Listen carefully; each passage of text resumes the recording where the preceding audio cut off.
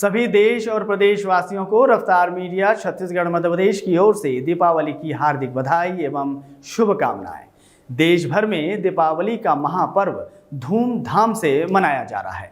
दीपावली का एक दिन का पर्व नहीं कहना न्यायोचित नहीं होगा। यह 5 पर्वों की श्रृंखला के मध्य में रहने वाला त्योहार है। जैसे मंत्री समुदाय के बीच राजा।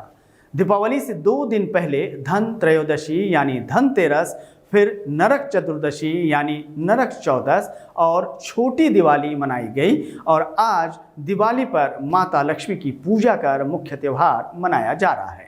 जिसके बाद गोवर्धन पूजा यानी बलि भाई दूज का पर्व मनाया जाएगा।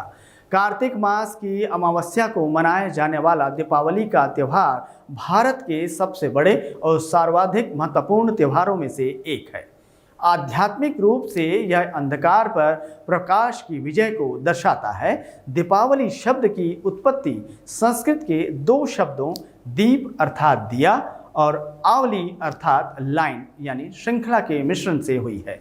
आज दीपावली के दिन पूरा देश दियों और पटाखों की चमक से रोशनमान है। 5 दिनों तक चलने वाले इस त्यौहार के बारे में आइए जानें कुछ खास बातें। 5 दिवसीय दीपोत्सव में धनतेरस, छोटी दिवाली, दिवाली, गोवर्धन पूजा और भाई दूज शामिल है।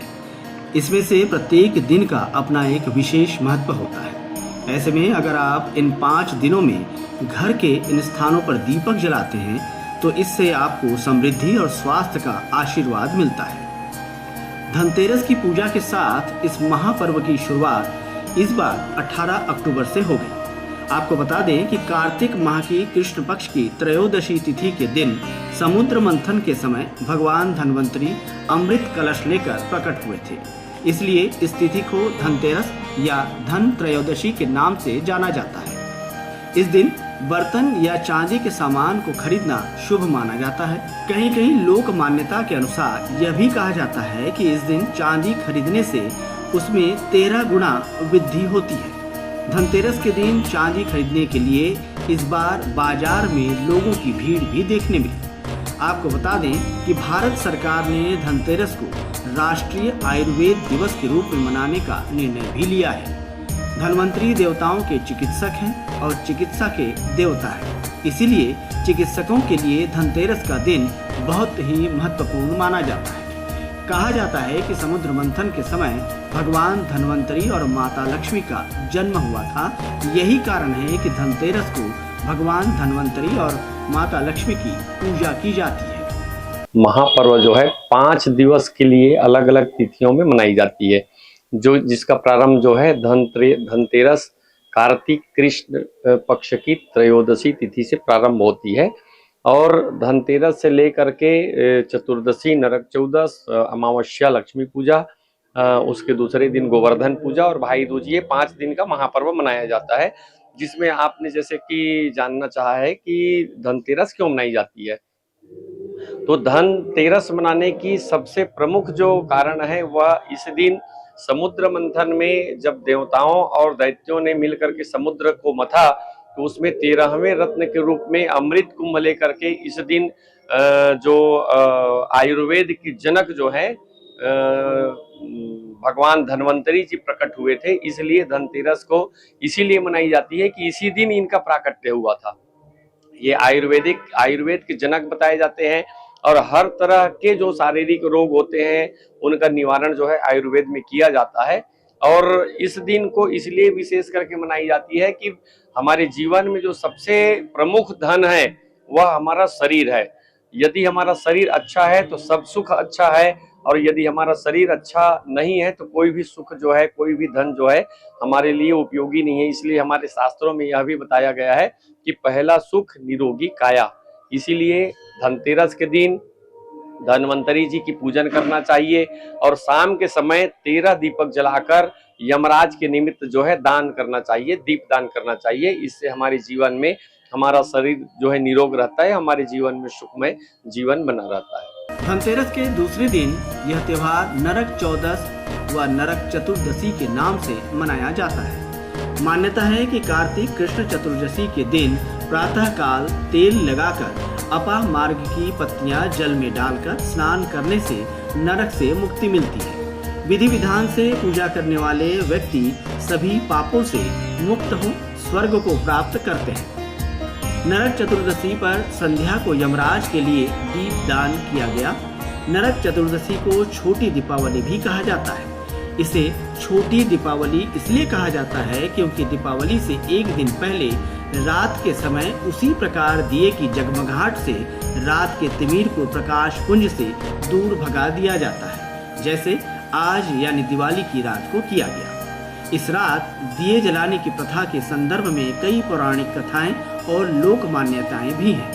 एक कथा के अनुसार आज के दिन ही भगवान श्री कृष्ण ने अत्याचारी और दुराचारी नरकासुर का वध किया था और 16,100 कन्याओं को नरकासुर के बंदी गृह से मुक्त कर उन्हें सम्मान प्रदान किया था।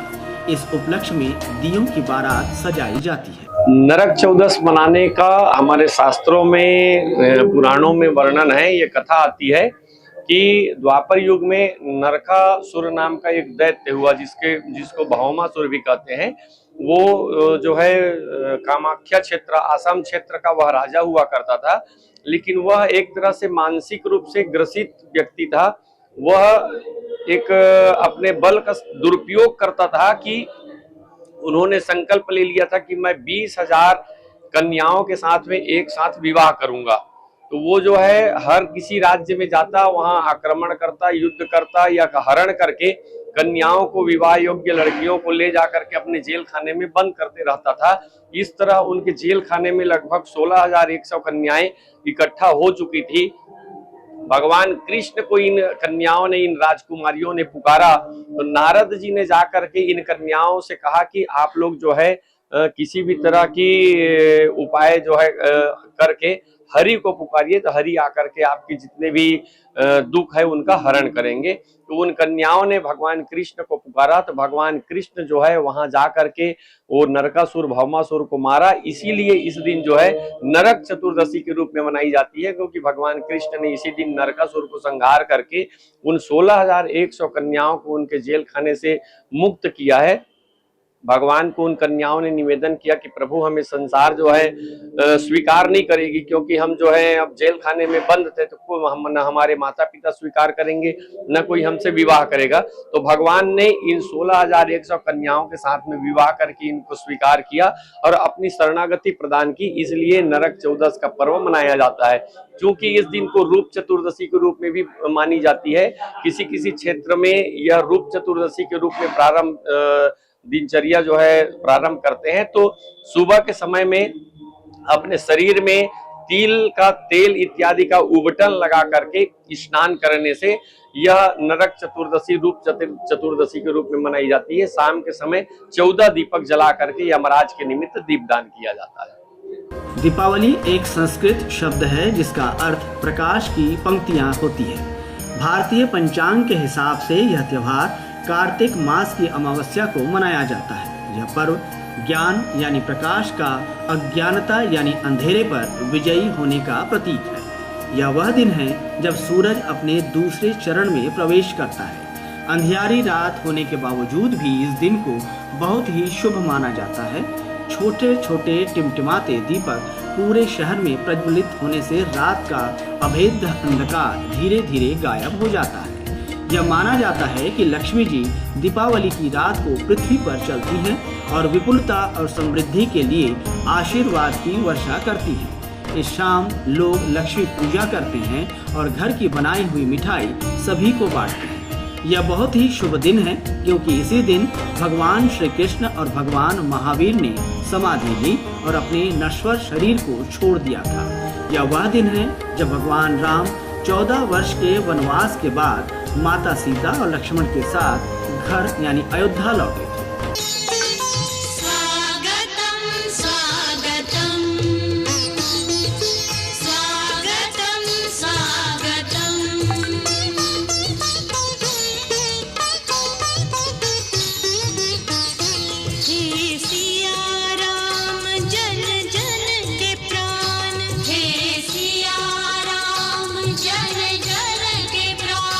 जैसे कि हमारे शास्त्रों पुराणों में ग्रंथों में हम सनातनों के बीच में यह प्रथा परंपरा है कि दीपावली का पर्व दो अलग अलग युगों का एक समावेश होने के कारण इस पर्व को मनाई जाती है। इसमें दो अलग अलग त्योहार जुड़े हुए हैं। जैसे कि आपके श्रोता श्रद्धालु यदि नहीं जानते तो मैं ध्यान आकर्षण कराता हूँ। इस दिन दीपावली अर्थात दीपक जला करके इस पर्व को मनाई जाती है। दीप की अवली अर्थात कतार, तो बहुत सारी दीपक कतारबद्ध जला करके इस पर्व को मनाई जाती है। यह इसलिए किया जाता है कि त्रेता युग में रावण को मार करके भगवान राम जो है इसी दिन अयोध्या वापस लौटे थे। तो जितने अयोध्या वासी हैं वो बहुत सी संख्या में दीपक जला करके भगवान राम का स्वागत किए थे, इसलिए इस दीपावली पर्व को मनाई जाती है। दूसरी कथा इसमें शामिल है, इस दिन लक्ष्मी पूजा किया जाता है। तो समुद्र मंथन जब हुआ तो उसमें माँ लक्ष्मी जो है स्वयं वहां से प्रकट हुई है और भगवान नारायण को अपना वर चुन करके इसी दिन माँ लक्ष्मी मैया समुद्र मंथन से प्रकट हुई थी। इसलिए इस दिन लक्ष्मी पूजा का विशेष मान्यता है और लोग जो है अपने घर में भी, अपने प्रतिष्ठान में, दुकान में, औद्योगिक क्षेत्र में हर जगह माँ लक्ष्मी जी की बहुत ही विशेष करके पूजा करते हैं। एक यही दिन होता है जिस दिन लक्ष्मी मैया की गणेश जी और सरस्वती जी के साथ में पूजा करते हैं। बाकी अन्य किसी भी दिन जो है लक्ष्मी मैया की स्वतंत्र पूजा न करके लक्ष्मी नारायण के साथ में, भगवान नारायण के साथ में की जाती है। इसलिए यह दीपावली पर्व लक्ष्मी जी की पूजा सतयुग की कथा के अनुसार और दीपावली का पर्व दीपक जला करके त्रेता युग के अनुसार यह पर्व जो है मनाई जाती है। वहीं दीपावली के चौथे दिन गोवर्धन पूजा यानी बलि प्रतिपदा मनाई जाती है। दीपावली के बाद कार्तिक माह के शुक्ल पक्ष की प्रतिपदा को मनाए जाने वाला एक त्योहार है जिसे अन्नकूट पूजा भी कहा जाता है। यह दो मुख्य कथाओं से जुड़ा है। एक भगवान कृष्ण द्वारा गोवर्धन पर्वत उठाकर इंद्रदेव के अहंकार को चूर करने की घटना और दूसरा भगवान विष्णु के वामन अवतार के द्वारा दानव राजा बलि को पाताल लोक में भेजने की कथा, जिससे इसे बलि प्रतिपदा भी कहा जाता है। वहीं छत्तीसगढ़ की बात करें तो गोवर्धन पूजा यानी दिवाली त्योहार का छत्तीसगढ़ में विशेष महत्व है, क्योंकि यह प्रकृति, कृषि और पशुधन के प्रति आभार व्यक्त करने का पर्व है। इस दिन गाय बैलों की पूजा की जाती है, उन्हें सजाया जाता है और खिचड़ी खिलाई जाती है। यह पर्व प्रदेश में दिवाली त्योहार के रूप में मनाया जाता है और ग्रामीण जीवन में इसका गहरा सांस्कृतिक महत्व भी है।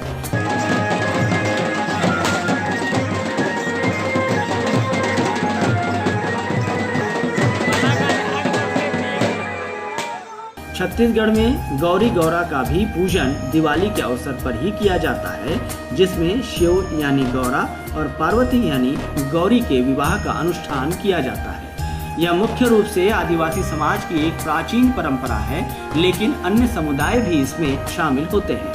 इस पर्व में मिट्टी की मूर्तियां बनाई जाती हैं।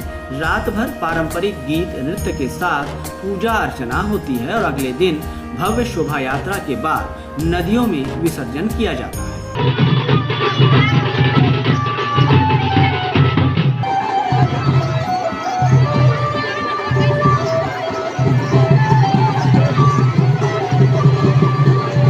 दिवाली के अंतिम पड़ाव में आता है भाई दूज का पर्व, जो दीपावली के 2 दिन बाद मनाया जाता है। भाई दूज सनातन धर्म का एक ऐसा पर्व है जो भाई बहन के अटूट प्रेम, स्नेह और सुरक्षा के भाव को दर्शाता है।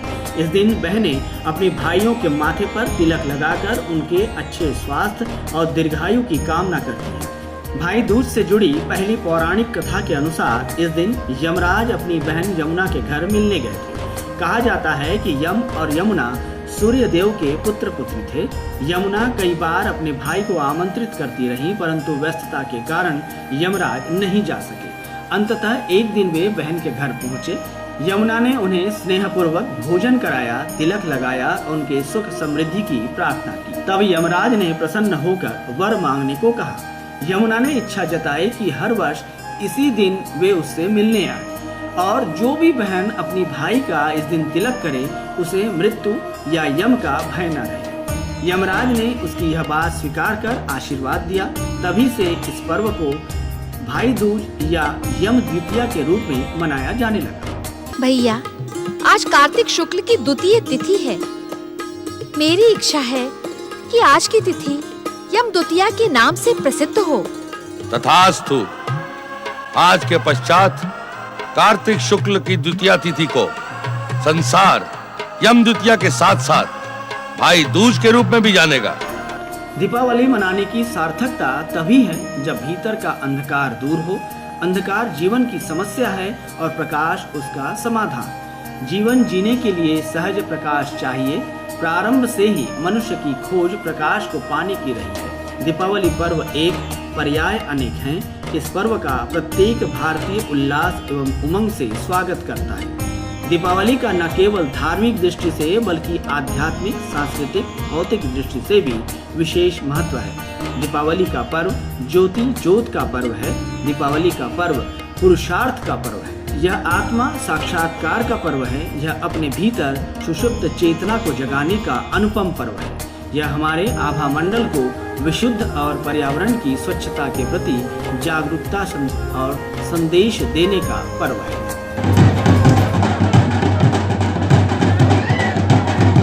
इन 5 दिवसीय उत्सवों के माध्यम से दीपावली न केवल आध्यात्मिक उल्लास का प्रतीक बनती है, बल्कि यह प्रेम, एकता और सांस्कृतिक परंपराओं को सहेजने का अनुपम अवसर भी प्रदान करती है। एक बार फिर चलते चलते आप सभी देश और प्रदेशवासियों को रफ्तार मीडिया CGMP की ओर से दीपावली की हार्दिक बधाई एवं शुभकामनाएं।